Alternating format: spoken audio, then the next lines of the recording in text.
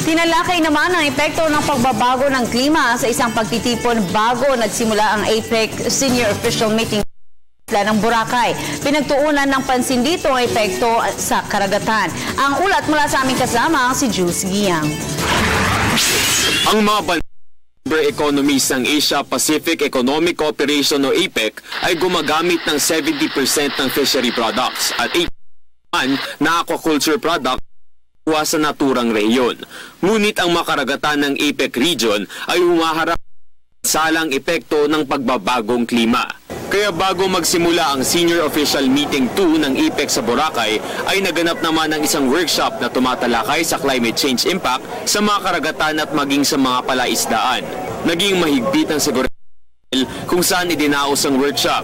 Halos isang representante mula sa iba't ibang bansa sa APEC ang dumalo.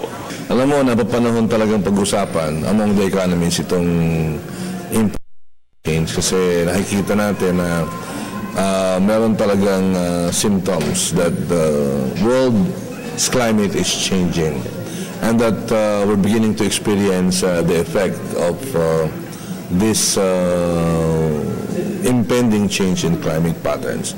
And so we look at this event as very timely.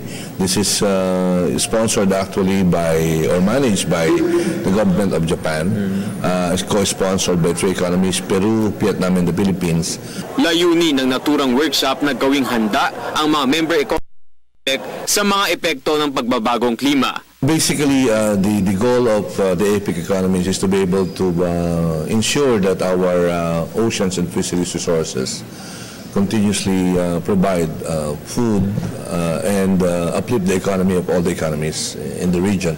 And so, yung ginagawa natin dito sa OFWG really is to find ways and means to ensure sustainable production, find ways and means to further harness the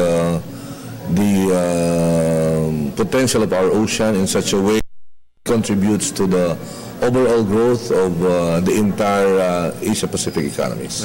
Ang mga pagpupulong tulad na ginagawa ng APEC ay tumatalakay ng mga teknikal na mga konsepto.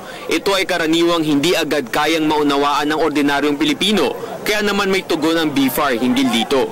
We will try as much as possible to communicate to the public in a more understandable sense. Medyo ang APEC is quite technical at kailangan mag-effort pa tayo para maging simple itong mga bagay nito. Halimbawa, itong APEC hindi kagaya, parang ito konsepto, dito nag-uumpisa yung mga konsepto kaya medyo talagang technical ng konti. No?